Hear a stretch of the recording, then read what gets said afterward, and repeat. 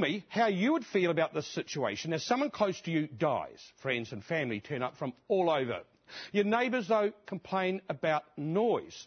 I mean, what could they complain about? There's no noise, there's not any boozing, but there's a number of cars turning up. Well, the next thing, the council arrives and calls your home a place of assembly. And you're forced to spend thousands of dollars and apply for resource consent. Even then, restrictions are placed on how many cars are allowed to visit each day. Sound a little crazy? Well, that's what happened to a small group of Buddhist monks who share a semi-rural home in Wainuiomata, near Wellington. Now, could this just as easy happen to you? Donna Marie Lever picks up the story. We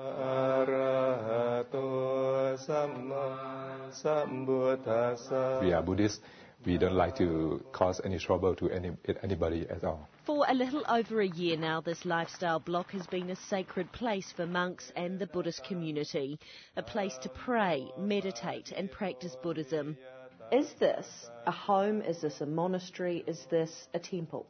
For our point of view, it seems to be a temple, and a temple in our Thai perception is that the place where the monks stay and they do their practice, they do their meditations. 5 monks live and sleep here, and while crowds gather for worship, it's only a few at a time. During our visit, there were 3. Normally people come at about 10 o'clock. But things changed when neighbours complained of too many cars coming and going using the private access road. When a funeral was held here, some 20 cars brought mourners to pray. Neighbours saw red, rang the council, and the council classified it as a place of assembly. That means the monks need resource consent. Are there lots of cars and people that come and go here every day? The most number of the cars that come here in a special occasion, I think less than 10.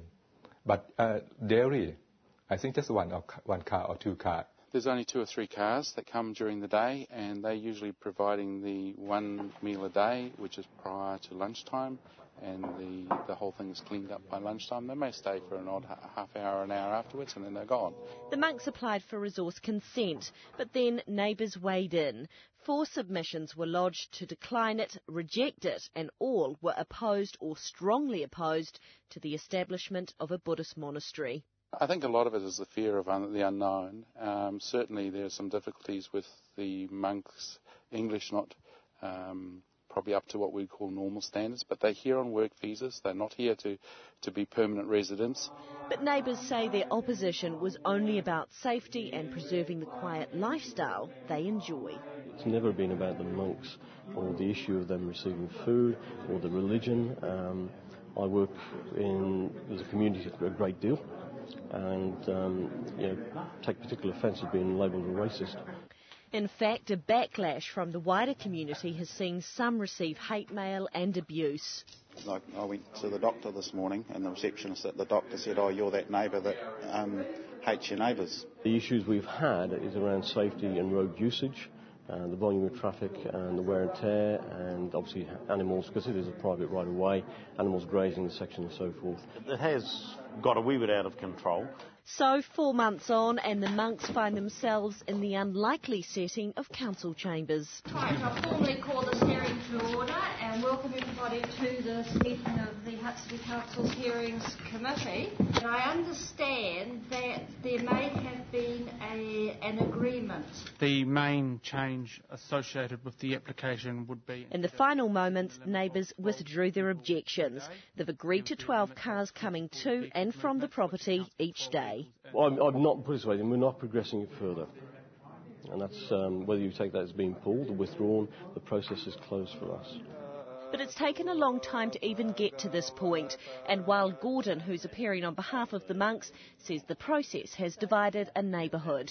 It is a bit of a harrowing process at times, but once the process starts, it drags people in, and it keeps on rolling and rolling. So it does need repairing.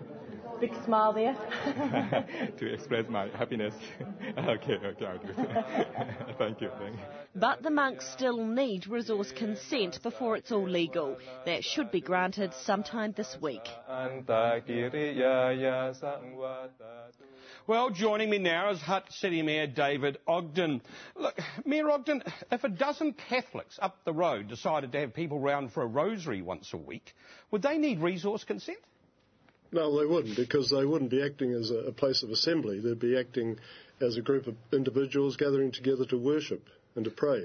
I suppose this is the nub of the thing. I mean, it was declared a place of assembly after council officers got involved. But these are 5 monks living in a semi-rural area. It seems crazy. Well, it does seem crazy, but if they're just living there, there'd be no problem. But the fact is that it is a place of assembly, and in terms of the Resource Management Act, we have a procedure to go through, and this is the result of it. Because monks, I mean, as this comes down, I suppose, to the definition of what they're doing, monks pray every day. So no matter where they live, they're going to be worshipping. So they're in a catch-22 situation, aren't they? Well, they are, yes. The law is sometimes a catch-22 situation. They are praying, they are gathering together, and that's where they are coming together now, and they've applied to become a place of assembly and to be a monastery. But, I mean, they've only applied because I'm told by your council officers they had to. They needed a resource consent. Correct. Isn't this what people complain about resource management and resource consents? Isn't this a perfect example of something that seems entirely stupid? Well, that's one view about it. I want to support my officers who are very competent, and I've got every confidence in what they're doing. Sorry, carry on. Well, the Deputy Prime Minister and the Minister of Local Government are going through all the legislation at the moment and tidying up in their view, and so we might see some change in this area. I mean, we had Rodney Hyde on this very program saying, I think aspects of the Resource Management Act are completely nuts, and if people think so, they should ignore parts of it. Should that have happened in this case? No, not at all. No. We don't make rules that we ignore. We have rules that we follow. You see, I had a look on your council's website. The definition of a place of assembly, land or buildings used in whole or part for the assembly of persons for such purposes, meetings of spiritual, cultural, entertainment, social, education or similar. Churches, halls, club rooms, health and fitness centres. A house in Wainuiomata where 5 Buddhist monks live doesn't really seem to fit into that, does it? Well, it could be 5 or 500. I mean, there are places of assembly. You have sports clubs with a small amount, and there's still places of assembly, so they do qualify, unfortunately. They're very peaceable, and they're very welcome to be in our community. They're very welcome, but this has probably cost them $4,000 to get the boxes ticked on a form. Well, we tried to get them to the council on 2 occasions to have pre-hearings, but none of the parties would be involved, so this is the evolution of what's happened. See, we also heard, Mayor Ogden, one of the neighbours saying we didn't want it to be declared as a place of assembly. We're quite happy to try and work something out.